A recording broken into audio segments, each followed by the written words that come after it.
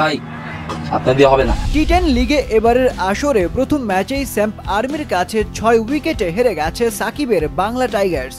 আর তাতেই বাংলা টাইগার্সের মালিক ইয়াসিন চৌধুরী চটেছেন, বলেছেন সাকিবের জবাবটাও চমকে ওঠার মতো।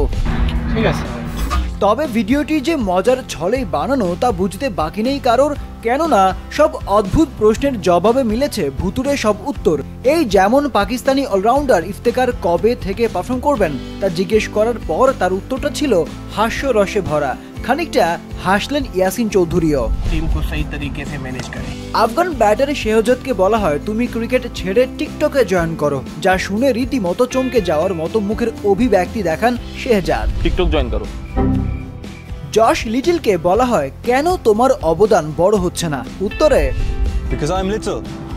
আরও একটা মজার উত্তর মেলে আফগান ব্যাটার হজরতুল্লাহ জাজাইয়ের মুখে।